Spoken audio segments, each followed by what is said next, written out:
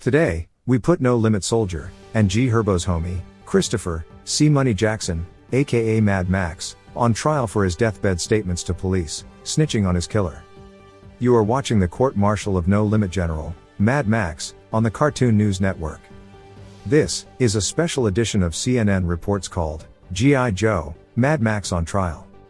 Mad Max was the first No Limit Soldier to jump into action, anytime his troops needed reinforcements in multiple wars against rival gangs from Lakeside, Pocket Town, and Black Mob, so, his body count was crazy. We'll explore all of the murders connected to Mad Max, during his trial, and pose the question, is it okay for a killer to snitch on his killer? You want answers? I think I'm entitled. You want answers? I want the truth! You can't handle the truth! You saw a suspect or a person that you knew to be Terrell. That Terrell kicked open the gate at your mother's apartment building and then proceeded to shoot you with a firearm. I'm sorry, is that a yes? Did I ask if you would agree to have your statement videotaped? And did you agree to have your statement videotaped? And do you still agree to have your statement videotaped as we speak now?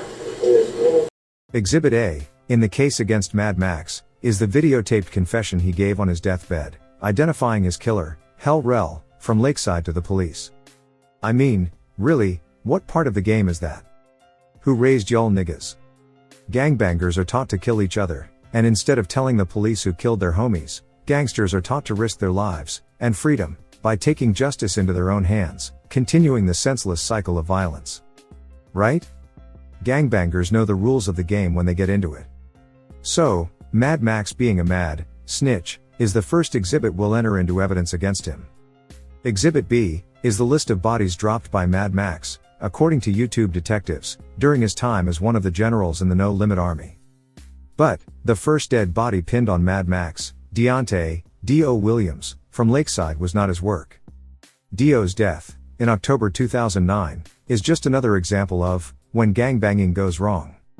According to reports, Deontay got into a fight with the offender, Erskine Howard, aka Santana. Deontay beat Santana badly, and Deontay went to get a gun. Basically, D.O. and Santana, both from Lakeside, get into a fight, and things escalated to gunplay. A confidential informant related that during the early morning hours of October 15, 2009, he met with Erskine Howard on the street near 80th and Muskegon. Howard was complaining to the informant that Deontay Williams had broken Howard's jaw during his recent fight with Deontay Williams. Howard had asked the informant, during this conversation, if he had any .25 caliber or 9mm bullets. The informant related he warned Erskine Howard to cool it in regards to Deontay Williams. Howard replied he was not going to let it go, and that he was going to wet Deontay for breaking his jaw. The informant related the term wet meant he was going to make Deontay Williams bleed. To sum things up, gang life goes a little something like this. Members that have been friends for years get into a fight and try to kill each other. Santana killed D.O. because he broke his jaw, and Santana threatened to kill the confidential informant if he told the police, despite years of friendship and the bond built on membership in the same gang. So, all of this talk about killing the ops for your guys is all BS, because your guys ain't your guys. After the murder of G-Herbo in 2010, Mad Max would start his killing spree for his guys. He answered the call to duty when his homies drafted him to retaliate, like he was G.I. Joe. We'll fight for freedom wherever there's trouble. G.I. Joe is there. G.I. Joe is there. G.I. Joe is there. After G-Herbo was killed by Lakeside in 2010, and his memorial was shot up 1 year later, Mad Max and a couple of his No Limit soldiers would get their revenge. On November 10, 2012, 3 or 4 men approached Anthony Bagsby, better known as Bud from Lakeside, on the 2600 block of East 79th Street, and shot him several times. He was pronounced dead several hours later at Northwestern Memorial Hospital, according to a spokesperson with the Chicago Police Department. Officer Laura Kubiak said that Bagsby had a lengthy criminal record and was known to have gang affiliations. A memorial of stuffed teddy bears and a poster with messages from friends stood on the corner of East 79th Street and South Saginaw Avenue following Bud's death. One man standing by the memorial, who declined to give his name, described Bud. He was a nice guy. He was a gangbanger, but somebody dropped something on Anthony, so His mental state was not even really there anymore. The man remembered Bagsby as a laid-back, mellow guy who never said too much, but added he hung around the wrong crowd. He was out here every day, the man said. Adding, he believed Bagsby was homeless when he died. So, Mad Maxx killing a mentally disabled homeless man is entered into evidence as Exhibit C against him. Objection. Objection. The prosecution is intentionally introducing evidence without any foundation. Yes, G-Herbo was murdered by a member of Lakeside. His uncle, Jig, killed him during a dispute over a dice game. So, long before takeoff from the Migos got smoked while playing dice, NLMB lost one of their most beloved members during a dice game. At the end of the day, G-Herbo's murder was not gang-related. It is disingenuous for the prosecution to pretend that my client killed Bud in 2012 to retaliate for Lakeside killing G-Herbo in 2010. Witnesses report that 3 or 4 men approached Bud before shooting him. The real question is, who were those 3 men? Some say it was Mad Maxx, EBK Juvie, and No Limit Mally. Others say Merch Money and Lil Ant were with the shooter. Who knows? Niggas talking shit on the street is not evidence of a crime that is admissible in a court of law. Objection overruled. Unfortunately for your client, Mad Maxx is not being tried in a court of law. This is the court of public opinion. Mad Maxx didn't kill a mentally disabled, homeless, wannabe gangbanger named Bud, just because G-Herbo's uncle Jig murdered his nephew over a dice game in 2010. It was most likely the mass shooting by Lakeside members a year later at G-Herbo's memorial, where G-Herbo almost lost his life in 2011, that triggered NLMB's top hitman to become who he was, a serial killer of men who looked like him. NLMB gang members believe that Mad Maxx answered his gang's call to duty after the murders of Rock and Alamo, when they were standing outside a liquor store in their hood on February 20, 2012. G.I. Joe is over and yes, we'll fight to save the day. Exhibit D is evidence that on April 4, 2013, D'Angelo Lolo Simmons was walking down the 2700 block of East 80th Street with one of Rock's killers, Jermaine Sykes, better known as Mac Main. The other person on the hit that killed Rock from No Limit was B.D. Ritchie. After spotting Lolo walking with Mac Main, Mad Maxx and G-Herbo ran up on them. Mad Maxx upped his gun and fired several shots into Lolo's abdomen, killing him. G-Herbo allegedly let his gun bust too, hitting Mac Main in the ankle as he ran away. Mac Main survived his injuries. And, for everyone thinking, wait a minute, didn't KTS Vaughn and Pasto kill Rock and Alamo? The answer is no, and if you want proof, you can check out the paperwork and watch our video about NLMB's War Against the Kill to Survive crew titled, Batman, the Joker vs. the Smoker. It details the beef through the eyes of Kyro, Chiraac's Joker, and KTS Vaughn, better known as Big Cutthroat to Smoker. And, for those that think G-Herbo is just a rapper/scam artist fraud, think again. Call him a leg shooter if you want, but be fair to his street credibility, and admit Exhibit D into evidence of his commitment to the gang war. Now, we have a surprise witness to bring, surprising evidence against the idea that Mad Maxx was playing by the rules in a fair fight, and war against injustice like G.I. Joe. You want answers? I think I'm entitled. You want answers? I want the truth! You can't handle the truth! The truth is, Mad Maxx was a snitch, long before his deathbed confession in 2018. After the murder of an LMB affiliate, and Money Mafia member, Simo, on June 26, 2013, by Shootashellz and another member of Black Mob named AWOL, Mad Maxx, and other members of NLMB killed Jordan Jefferson 4 days later, on June 30th. Christopher Jackson, aka Lil Chris, or Mad Maxx, admitted that he was a member of the Black P Stone Street gang when placed in custody. The police report states that the above subject has been positively identified as the person who shot and killed Jordan Jefferson at 2410 East 75th Street on June 30, 2013. Jackson related that he frequently hangs around at the Kingston food store located at 2523 East 79th Street and identified an exterior photograph of the store. The reporting detective showed Jackson a still photograph from the video footage of the interior of Kingston Foods taken on the 30th of June 2013. The photograph depicts a male subject wearing a gray hooded sweatshirt, who appears to be talking on a cellular phone. Jackson stated, "Yeah, that's me." You damn right, Mr. Policeman! I saw the whole thing! The next part of the report is really interesting because most of it is redacted, but there's enough there for everyone to figure out what Mad Maxx was doing. The last sentence in the top paragraph, which is unredacted, begins, "Jackson related that a male black he knows from the neighborhood nicknamed You damn right, Mr. Policeman! I saw the whole thing! was responsible for the..." You damn right, Mr. Policeman! I saw the whole thing! So, Exhibit E is evidence that You damn right, Mr. Policeman! I saw the whole thing! Mad Maxx was a real piece of shit. I mean, what type of nigga either kills you, or snitches on you when you try to kill him? A dangerous, foul-ass nigga. That's who. On August 10, 2013, Jacoby Heron, better known to fans of G-Herbo's music as Kobe, was shot and killed outside of the same McDonald's where KTS Dre gave Kyro a knuckle sandwich instead of the Happy Meal he ordered. No Limit General, Mad Maxx, and his No Limit soldiers went stupid after the murder of Kobe.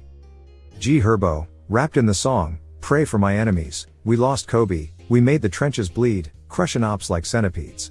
We lost Kobe, we made the trenches bleed, crushing ops like centipedes. In the song Can't Sleep he rapped, "We put in work for Kobe and Rock, so they don't feel forgotten. 6 a.m., I had my pen jotting.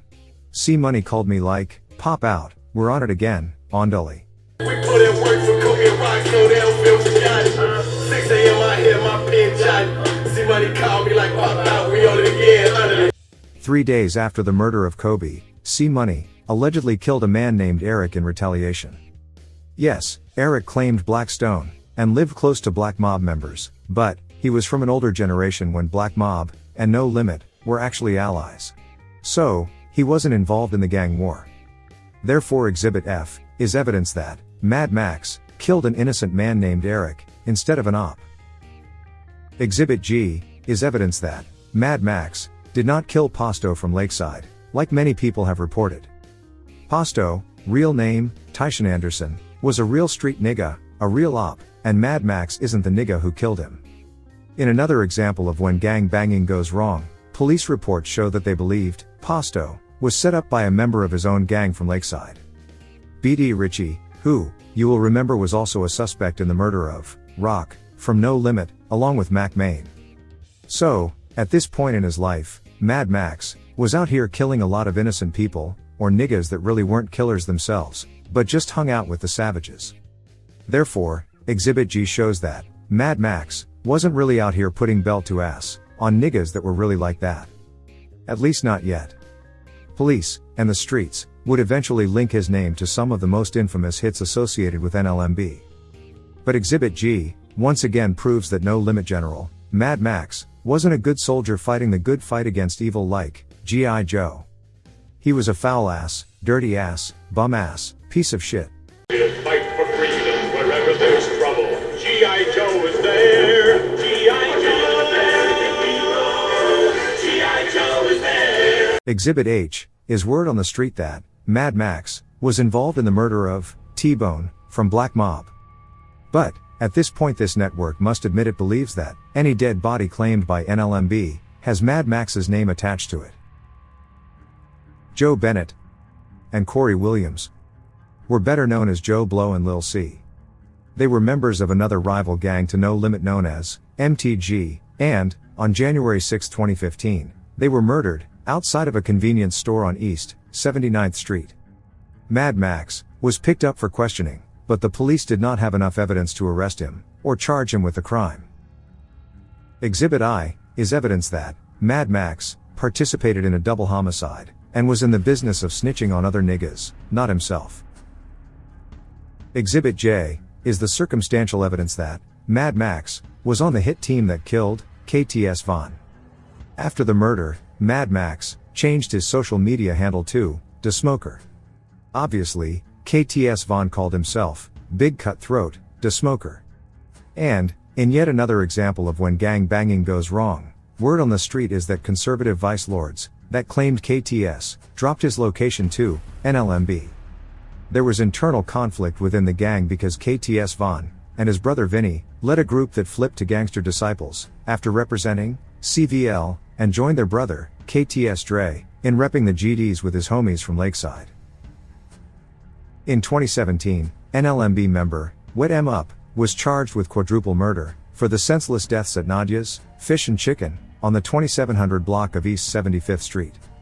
The murders were supposedly in retaliation for the death of Wet M Up's father, but word on the street is that the rival gang members inside the store were just getting something to eat and didn't even belong to the same gang as the niggas that killed Wet M Up's dad. Wet M Up beat up the charges like Rocky at trial, even though eyewitnesses identified him as the lone gunman that entered the restaurant. 2 men were killed inside the store. 2 men were killed outside in 2 vacant lots on opposite sides of the restaurant as they ran from bullets. Exhibit K against Mad Maxx is entered into evidence because even though only 1 person entered the restaurant, it is virtually impossible to imagine Wet M Up killing 2 people running in opposite directions. There was most likely at least 1 other shooter waiting in the cut outside and a driver. With his reputation for senseless violence, it's only natural to link Mad Maxx to this murder. We rest our case with the murder of Shootashellz from Black Mob, but we reserve our time at the end of this trial for rebuttal, if necessary.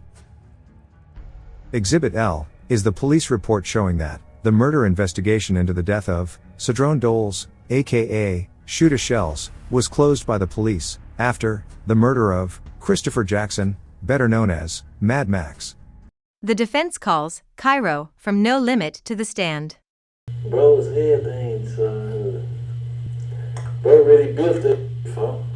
Like on some real, like, there's a lot of niggas who claim to be and act tough and rapping like they tough. And that's bro, like, bro all around playing for that, like, for there's no limit. For you can't say that no limit without saying bro name for. Right. I can't even stunt to you for like the new guys know that he and the old guys for like bro like he in a no limit dictionary for like he in a no limit history book type like bro everything for like bro the go-to for the hood and he build niggas courage, got money. Bro just been like fearless since grammar school though for like school fights, group fights, all type of bro, like I ain't even gonna laugh for bro just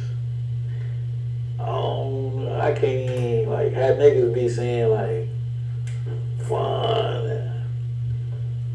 and Melly and I don't know nobody bro from like on some street. I don't know nobody but bro like beside the street though for like bro just a real nigga for like he got a lot of love for. The prosecution will end by asking everyone to smash that like button, subscribe to the Cartoon News Network, and listen to Kyro's own words about his reaction to his homie after watching Mad Max's deathbed confession. That's it like let's just say your sister like your sister the train ran on camera or some shit. And then like somebody like put the video out and then you live with your sister though and then you like it's either you could like walk around saying like my sister a hoe or you could just let everybody in the neighborhood like this sister she easy and shit like that. Like, that's what niggas gonna say.